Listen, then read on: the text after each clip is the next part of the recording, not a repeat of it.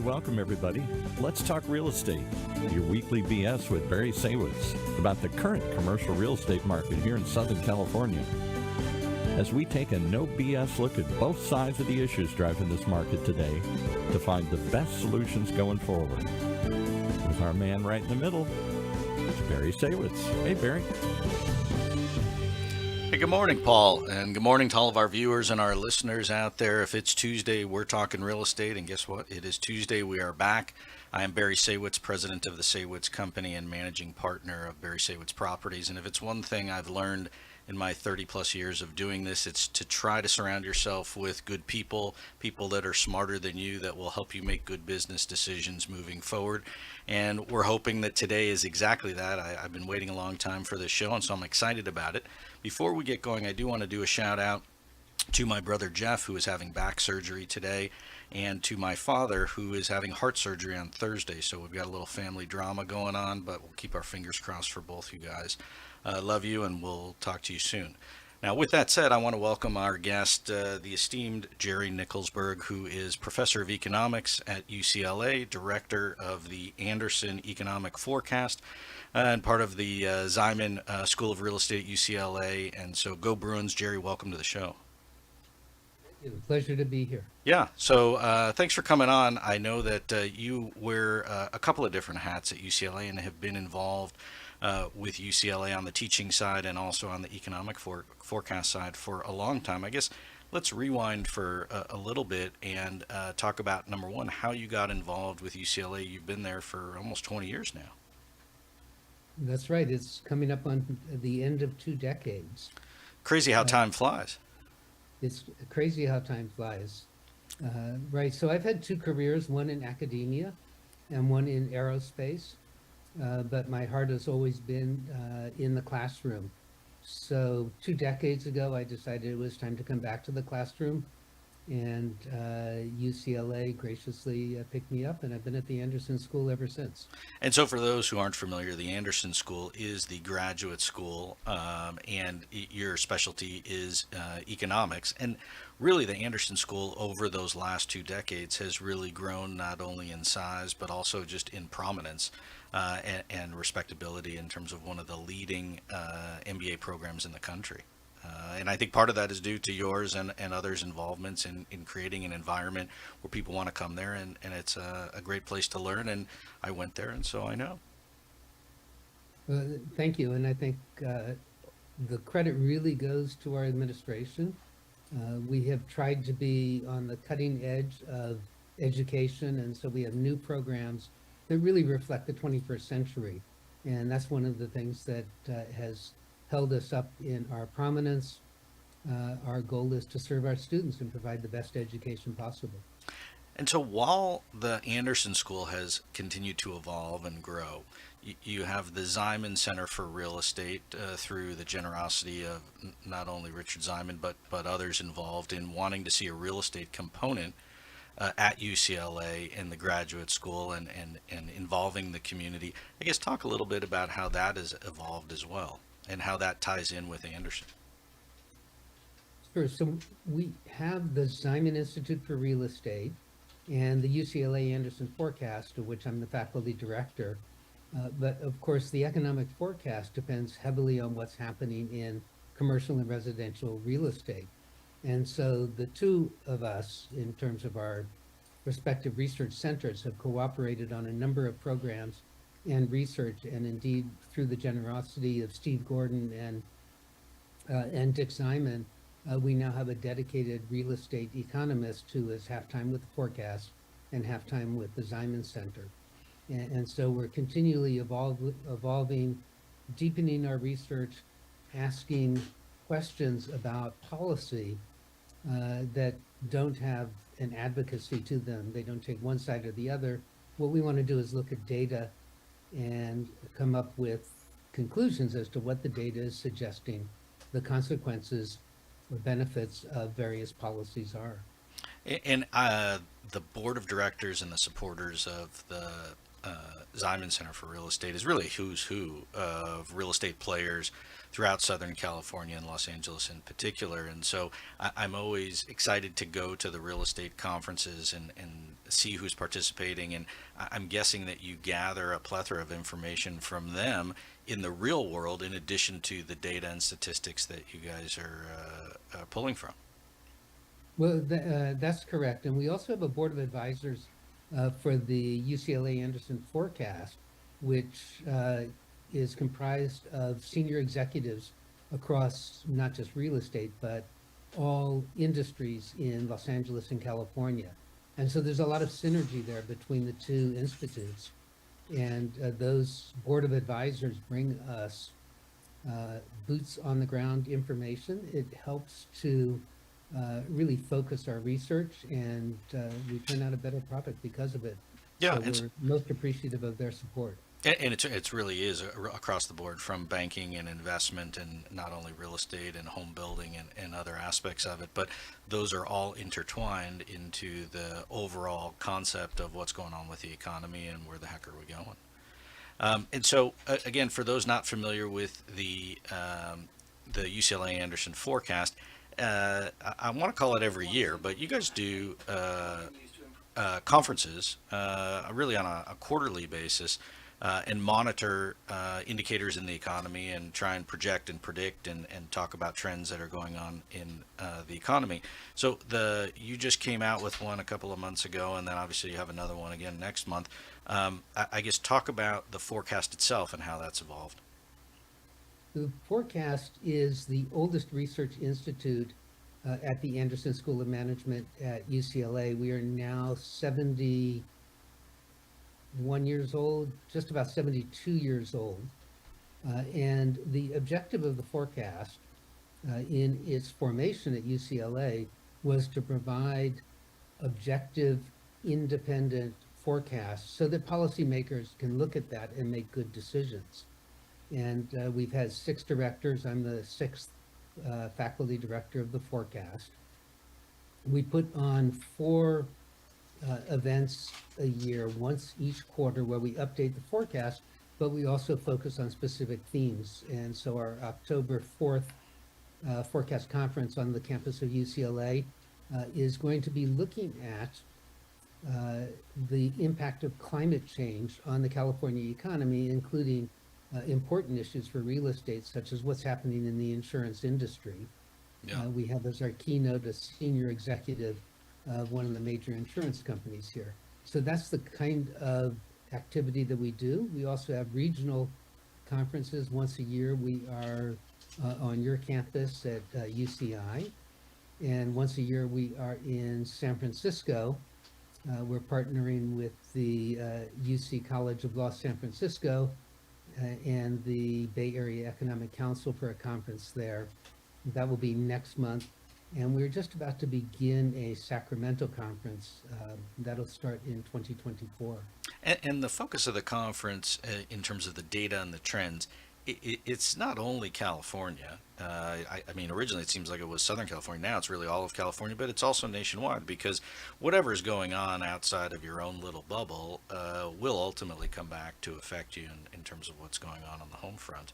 And it seems, and originally these conferences were for just the UCLA alumni, but now it's really open to the public, and you really have a wide variety of people that are looking for insight to apply to their own business. That's correct. We now have a nationwide audience in the tens of thousands, actually, because of the advent of virtual production of our conferences. So we have in-person as well as a virtual component. We model the U.S. economy, we model the Chinese economy, and we pay attention to other world economies.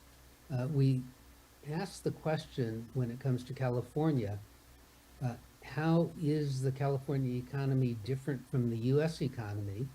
And to the extent that it is different, we then have models that alter our U.S. forecast to give us a California forecast, and then we come down to Orange County and Los Angeles and the Bay Area through other models and analysis. Which is great. And that's sort of a good intro into sort of our next segment, which is what is really going on and what is the forecast and what's the prognosis. Paul and I sit here every week and people ask, well, who's got the crystal ball and what do you think? And people ask me all the time. And I don't want to say I make it up, but I do the best I can. But you and your group are really one of the leading authorities in terms of trying to model and predict what will happen based on data and what is going on from other folks and what you're hearing. And so, what is the prognosis of where we sit today? Lot going on. The show is timely. The Fed's is meeting and is going to announce something tomorrow. And it may be nothing that they announce, but they're going to announce something. And the economy continues to chug along, if you will, without this massive recession that people were predicting. I don't know if there's a landing or a soft landing, but I guess that's a lot of thoughts coming out of my mouth. I'm curious as to what your group thinks and what you're predicting. Sure. I think one thing that many analysts and commentators missed is that when a big event happens, like a pandemic, an event that's hopefully a once-in-a-lifetime event, it causes changes in our behavior. And I think we notice this personally, but that aggregates to what's happening in the economy. It means that past data is not as reliable as it was before in forecasting the future. So you have to be really careful with how you interpret data. And coming out of the pandemic, we noticed, a couple of things. One was that there were supply chain shortages. We've seen that a couple of times before. Prices have spiked and then they've come right back down. We also see in the economy a lot of underlying strength because unlike real recessions, and the pandemic was kind of an unusual recession, but real recessions are about overbuilding of durable goods, in particular housing and commercial real estate and autos. And we really didn't have that in housing and autos this time. In fact, we underbuilt. So we've seen strength in residential construction. We've seen strength in autos. And on top of that, we have something that's also different from previous times. We have a contractionary monetary policy, but we have an expansionary fiscal policy with the CHIPS Act and the Inflation Reduction Act and the Infrastructure Act. So those are counterbalancing each other. And that's given us a strong underlying economy. So the prognosis is that we'll finish this year with pretty decent growth. The higher interest rates are going to take a bit of a toll next year. So it'll be slower growth, but we do have those countervailing forces. And then we get into 2025 and we come back to trend. One thing to keep in mind, and we know this from our own personal behavior, is that we were in lockdown for 15 months. We had money and we wanted to go out and spend. And so consumption, which is 67% of GDP, has been strong. And the latest retail sales are up. And so is it now that people are past that sort of spending spree, traveling spree, getting out, doing their thing, and they realize, geez, it's a lot more expensive. Gas here in California, well above $6 a gallon in many places. And my $6 burger at Carl's Jr. is now $12. Are people now starting to pull back and being more conscious, or there's still the spending, which is what continues to keep just fueling the economy along? We see no evidence of people pulling back. The savings rates aren't going up, but they're not going down either.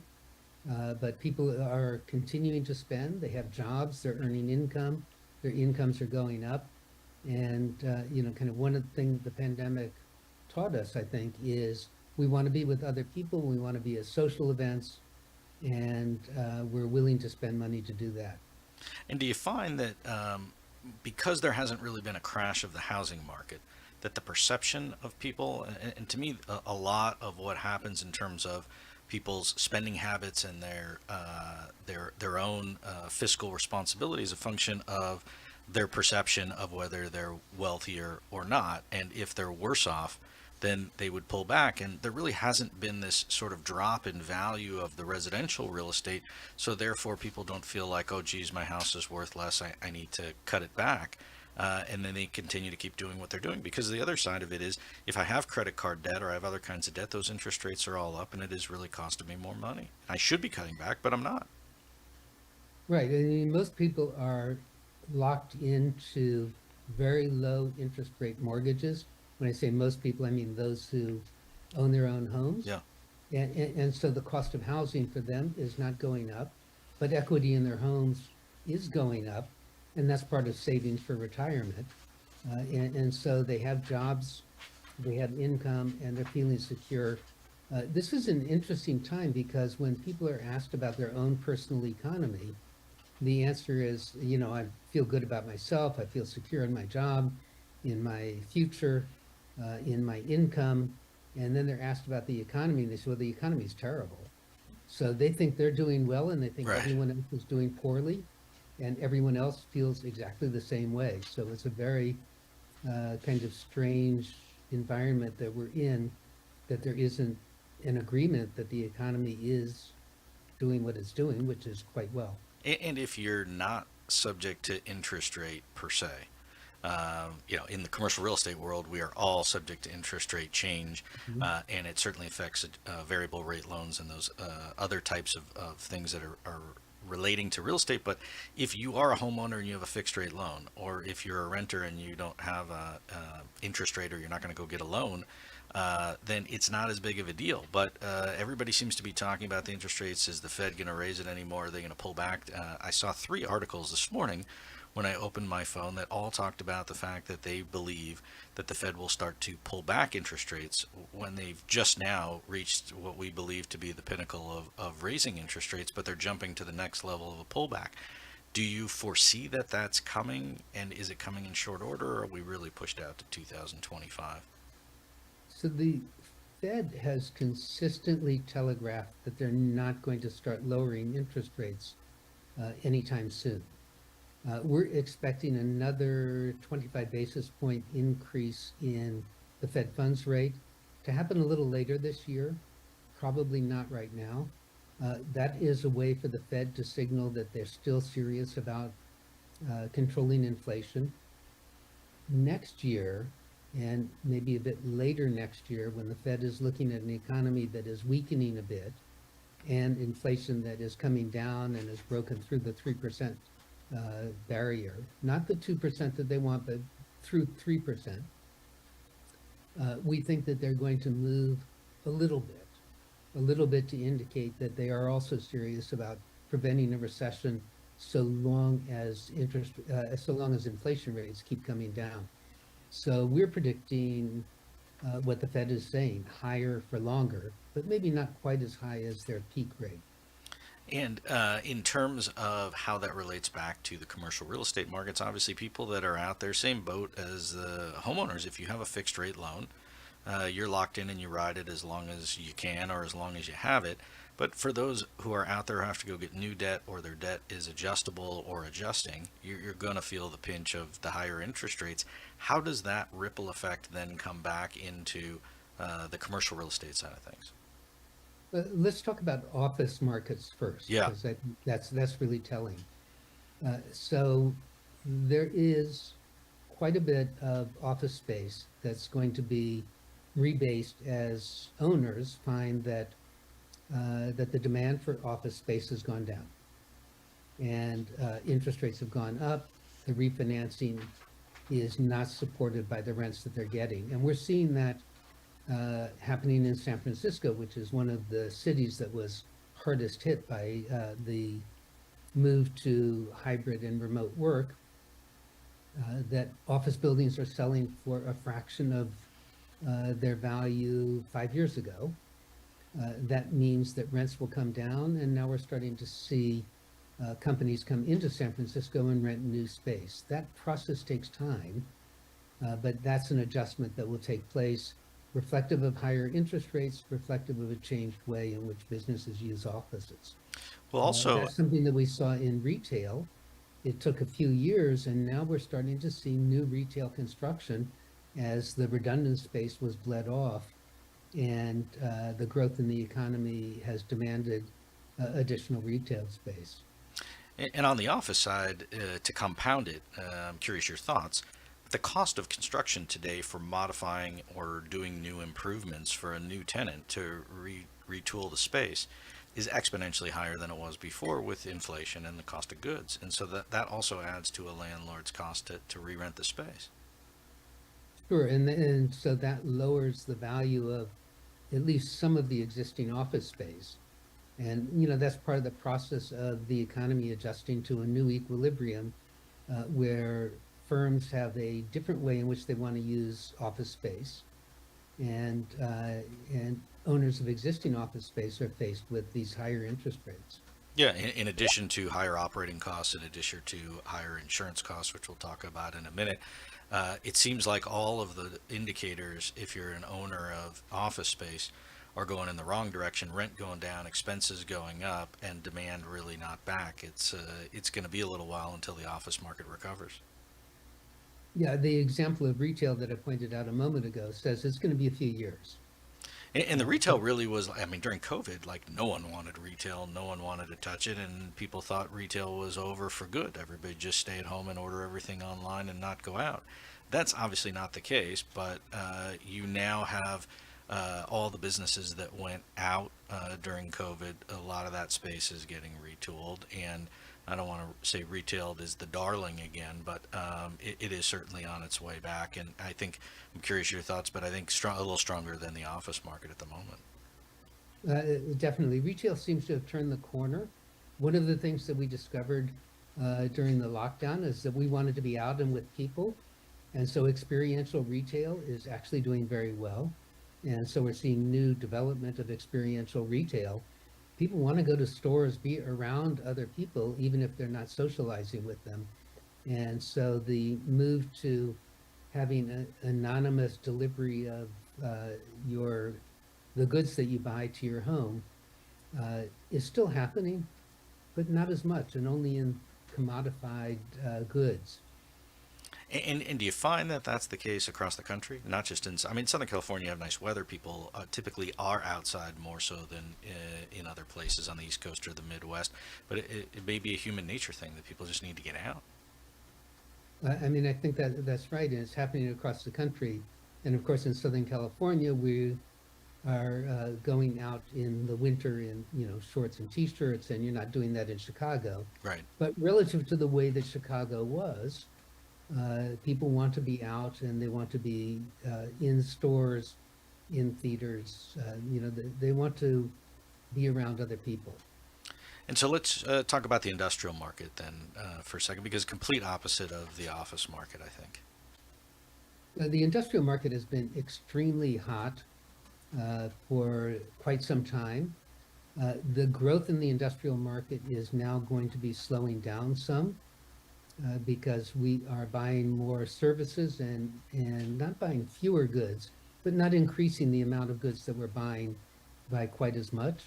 And so there's still a real demand for space because vacancy rates in industrial space at one point, we're below 2% here in Southern California. So that means you can make warehouses pencil out. And so we're still seeing new construction. It's just not as robust as it was previously. Yeah, and it's interesting because I drove on the 55 freeway in Santa Ana yesterday, and they had torn down office buildings and they're building industrial because that apparently must be the highest and best use. And the rental rate, based on what they're asking, is a net effective greater than what would be, Newport Beach office space. And so that's why it's getting built. That apparently seems to be a new trend if you can get it done. And the other part of industrial space is we're seeing a dramatic increase in the building of factories across the U.S., including here in California. And so do we attribute that to the fact that people just want to make the product here in the United States and not have it made overseas? I think it's attributable to the U.S. new industrial policy, so the CHIPS Act and the Inflation Reduction Act are specifically designed to bring manufacturing back to the U.S. and it's doing that in a very dramatic way. And so, is the general prognosis for industrial continue? I mean, the vacancy's still very low. I don't think we're seeing every deal more expensive than the last, where it's just run away, make up a number and then they'll come. At some point, you reach sort of a threshold, and there's a little bit of a kink in the armor, or at least a leveling of the market. But I don't see any softness in the industrial market in the short term. Right, we're expecting vacancy rates to go up as new space comes onto the market, but for rental rates, lease rates, our expectation is that they're going to hold pretty firm. Yeah. And then let's talk about the multifamily, and then we'll shift over to the housing market. But the multifamily market also super hot, building where you can. New housing starts. I was looking at a statistical analysis. New housing starts in August last month was like one of the worst in years. In terms of just a slowdown, but yet the apartment side of things is still going strong, and new buildings coming up left and right because there's a shortage. Yeah, so August saw in the West a fairly dramatic cutback of new housing starts.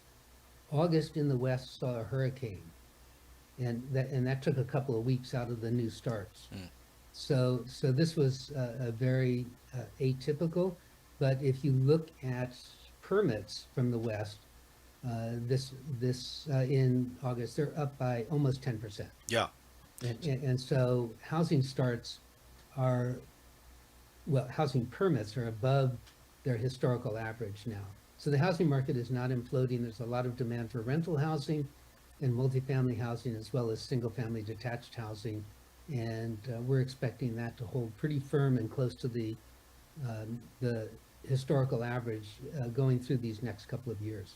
And do you track or do you look at apartment rents? I mean, obviously, apartment rents have shot up dramatically with the shortage of housing throughout COVID. Rents went up double digits, and now it seems like they're flattening a little bit. Correct. And rents are going down in some places, and rental increases have slowed fairly dramatically. And it's interesting because I look at it, and the apartment rents, while they're either flattened or they've come down, are still well above where they were. Let's say if you use the beginning of COVID as a benchmark, you're still at a much higher number than where you're at before, but the trend seems to be a leveling off. That's correct. So what happened with COVID was we decided if we're going to be working from home at least part-time, we needed more space. And so that's a change in consumer preferences, which increases the demand for housing and increased rents. Yeah. And also then changes the type of product or the amenities that maybe the product has to try and cater to that, whether that's yards or patios or common areas or playgrounds or those types of things as well. Correct. And so then let's talk about the housing market. So we talked about it a little bit before, but does this supply and demand, I guess, rule, if you will, outweigh everything else that's going on in the market? You have high interest rates, more than double what they were a year and a half ago, yet you really haven't seen prices come down very much. Well, the overall prices have come down, but in the housing market, we're not seeing that because we weren't overbuilt in housing. So we still need a lot more housing. Housing has been a supply constrained, particularly in California, but also elsewhere. And until that supply increases, we're not going to see the decrease in home prices or the stabilization of home prices. I also find that people who are locked in at these really low 2 and 3% interest rates, if they were going to trade up and get something bigger or different or newer or whatever the case was, they just sort of said, hey, I'm just going to sit tight with what I got. I'm fine for now. And then that takes product off the market, which then keeps the supply side of it at the lower end of the stick. Correct. And so in terms of going forward, if the Fed raises the rates a quarter point, if we are at sort of the pinnacle of the bell curve, if you will, How does that play back into the commercial and the residential real estate markets for this next 12 months? I know that at the forecast, you're obviously looking at it and updating quarterly, but are we in sort of a, I don't know, is it a transition mode? Is that what you'd call it? Well, I think we're about at the target rate for the Fed, and 25 basis points is not going to move the needle really one way or another. So if there's another increase in the Fed funds rate, I don't think that makes a lot of difference. So I think we're there now. And so for folks that are thinking about going out and purchasing commercial or residential real estate, is there a word of advice? I mean, people ask me all the time, well, should I buy? Should I sell? Should I hold? And my response is, look, if you're in it for the long haul, then I guess, you just have to make a determination whether you want to own something or not. If you're going to buy it and flip it, that's a different story. So I'm going to punt on that question because we do an analysis of the economy, but we don't provide advice. Yeah, and in terms of the crystal balling for those out there that we're looking for the golden answer or the golden ticket, you're not going to get it, and you're going to have to go to a bunch of different sources to be able to try and, again, gather whatever information you can and apply it to your own set of circumstances and then try and act accordingly. But in terms of the government as a whole, and their attempts to sort of get a grip on the economy and send in a direction. Do you feel like Washington is really making some changes or doing anything to dictate, or is it really back to the Fed that's really guiding the economy? Well, on the fiscal side, as we talked about before, there are a number of new acts that's expansionary fiscal policy, and monetary policy is contractionary. And so those are countervailing forces that are coming on the national scene. And so in terms of the updates that you do for the forecast, when you come out with these on a quarterly basis, is there then adjustments to the targets that you're tracking when you do these conferences? There are adjustments. I mean, we look at the latest data, we incorporate that, and we incorporate the what I call soft data, the qualitative information that we have. And that's what gives us our updates to our forecast. Yeah. And so for those out there that want to look at the forecast or track it or follow you guys and what you're doing, what's the website or where can they go to get more information on the Anderson forecast? If you go to the UCLA Anderson website, you can get to the Anderson forecast. And our next conference is on Wednesday, October 4th. Great. And the website for the Anderson, is it just andersonforecast.com? I forget.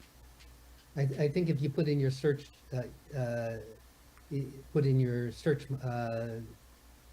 model, it'll come up. Or you call your friend Google, it'll be there. Yeah. It'll be there. It'll pop right up. Good. Well, look, it always goes very quickly. I could chit-chat with you all day. I'm always curious as to your input and prognostications and feedback. And so I appreciate you coming on the show and sharing your thoughts with us and talking about the forecast. And for those Bruin alumni and everyone out there that follows what you're doing, I appreciate all the hard work that you and your staff do, and keep up the good work. And thanks for coming on the show. Thank you. So I am Barry Saywitz, president of the Saywitz Company. We're out of time today, but we'll be back next week talking more real estate. Thanks for tuning in. Thanks to everyone here at OC Talk Radio for making the show happen, and we'll see you back here again next week. Thanks again.